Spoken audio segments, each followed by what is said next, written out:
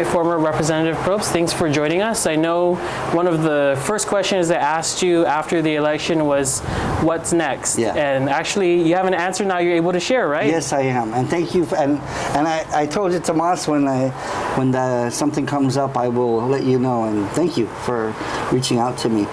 So I've recently been assigned and appointed as the program manager within the Broadband Policy and Development. And I just officially started yesterday, so this is my second day. It's a huge learning curve, but I'm very excited and to be a part of this great team. And I look forward to sharing with the community all the great things that are going on, including, I don't know if you've been to the boot camp, the governor's boot camp for broadband that's going on right now at the multipurpose. But that's just one of the many exciting things that are going on right now under broadband. And tell us specifically what you'll be working on, what's your day-to-day, and you're federally funded, right? Yes, so one of the things is, yes, my position, all of our positions, there's 6 of us, I'm the 6th now in the office, everything is federally funded. There's nothing that the local taxpayer dollars are paying for. This is a huge grant. We're talking about $100 million. That's really supposed to end the digital divide that we've been so accustomed to. You know, we always complain we're so far out, we have slow internet, this and that. Well, thanks to this funding and all the exciting things going on, that's going to change. And I'm, like I said, I'm coming into at a time when we really need to share with the public and also to look at how we're going to be investing this money and all the programs that are associated with it. It's critical that we continue to work together and, like I said, share with the community as to what's going on. And tell us why you wanted this position, and kind of this is kind of your extension of your public service, I assume. Yeah. Look, you know, one of the things that I was excited about this was when I heard that this position was open was that the fact that I am a communication major.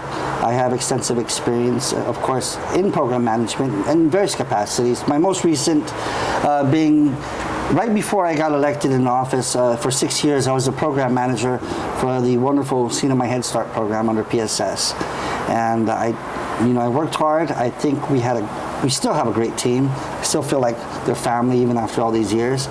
And I think I can bring a lot of experience, and my credentials can speak for themselves. I was in a meeting this morning, and I had met one of the fellow program officers within Broadband, one of the big bosses, and exchanged pleasantries, and he was very excited to have me on board. And I had told him that I'm excited to be a part of this. I had met him previously, and we had talked, so we kind of know each other on not on a totally personal level, but we did have a very good rapport when we first met. And he's like, "Wow, now you're a part of the team. It's exciting." And he knows about my resume as it speaks for itself, but also my credentials and experience and what I'm going to be bringing to the table. And you, after 10 years in office, you're no stranger to the criticism. You've already probably have heard and seen, criticism of where you're going to end up next. And, of course. And do you mind just answering the question directly? We all know you're very close friends with Glenn Hunter, who is leading Broadband. So, I mean, what's your response to those who say, you got it because your best friend is in charge? Yeah. Of course, and that's what all my trolls and critics and haters are going to say, and I'm comfortable with that. Look, no matter what I do, I could open up, which I hope to do one day, my deli stand, and I'll take the criticism, and because it comes with the territory. I've created my fair share of enemies in politics, and I'm okay with that. But the biggest question is, am I qualified for this job? I think that's the most important thing. And the answer is yes.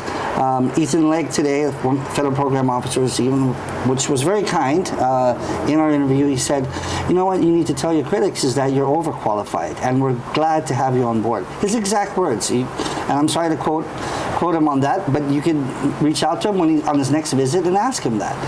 The funny thing about that kind of criticism and stuff like that is, it's not nepotism. I'm not blood related to Glenn at all. Is he one of my best friends? Sure. But Tomas, in a small community, do you only have one best friend or do you have multiple best friends? I have a large network of friends, compadres, comadres, cousins, primos, primas. And if I were to base that on friendship, then I couldn't work anywhere, because some department, some agency, I'll have a best friend or a close friend, because that's what I'm all about. I'm all about friendships and treating friends like family. Is Glenn like a brother? Sure. But so are, 30 other people that I have worked with. At the legislature, every single one of the guys in the leadership is like a brother to me. Now, if I were to work with them or they hired me as a consultant, oh, you're only doing that because we're not related. So I take the criticism with a grain of salt, because the one thing that I can promise you and promise everybody out there is my commitment to not just Broadband being a new hire, the newest hire in that program, but we have a great team. I'm here to help the Commonwealth move forward. We have $100 million in investments that are going into this. Great things that are happening. We had programs under Kennedy in the past, federal programs and grants and other things where we've given kids laptops. We need to go beyond that. And we're going to, like I said, eliminate that digital divide. We're going to see high-speed broadband synonymous with every other state in the country. Now, that wouldn't be possible without this grant, without Broadband moving on this. And yeah, Glenn Hunter works hard. He spends a lot of time, and travel is required, all federally funded. So we will take the criticism. All we ask is that you give us also our fair share of time to say what's going on. I can assure you there's so many things that are exciting. I just watched a presentation by one of my colleagues, Dee Faustina, who gave this beautiful presentation on how the grant is being spent on certain programs within our community, and it includes everybody, and that also includes the incarcerated. We're not leaving anybody out. Our veterans and everyone else, that our Banamco, everybody is going to benefit from this. We're not leaving anybody out, and that's what's so exciting about it. We hope to unveil a lot of these exciting things. The digital boot camp that has just started. You're looking at 300 individuals who are signing up for this to get some experience in not just laying fiber optic cables, but the other applications that are involved with this. So they're going to be more than just a fiber optic cable layer, right?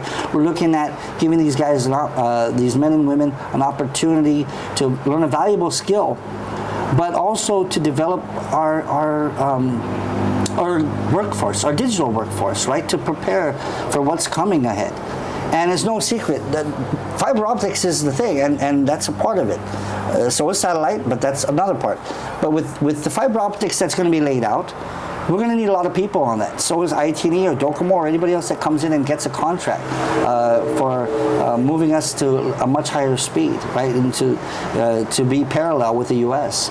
And it'd be great, to acknowledge that this program that is going on also is ensuring that these 300 students or individuals that are taking these courses on this, it's like about 4 or 5 months of this course, are also getting compensated. They're getting a stipend, and that's also to help with our economy. 300 people getting some sort of stipend that is going to help them and their families is critical. We wanted, and that's something I know that Glenn Hunter and the governor wanted to see, is that how can our public and our community and more people benefit from this? The sad thing is, at 300, it's a big number. It was mostly first come, first serve. It wasn't like you have to be qualified. No, you had minimum requirements, and if you were selected, it was like one of the first 300. Congratulations. The problem is there's about 200 people on a waiting list. So, we have to look at other options and other things that we can do to help mitigate the large demand right now that we're seeing in a difficult economy. But certainly, the governor's directive of using all federal grants, all monies to help rebuild our economy is critical, and we're just one aspect of that. All right, thank you so much. Anything else you want the public to know? I want to say that I just got out of office, Tomas, and it's kind of because it's hard to transition after you've been a public servant leader for that long. And I can assure you that I'm still getting requests for all kinds of things. I don't have the official funding to do these things, but I am still putting people that are in touch with our leaders, and I'm still volunteering and I'm still connecting. I still want to, like I said, help our community out. I've always said, whether I'm in or out of office, I'm going to volunteer in my community and be a part of ensuring that we have the best, possible place to live in. And I'm excited to be living here and to be a part of that.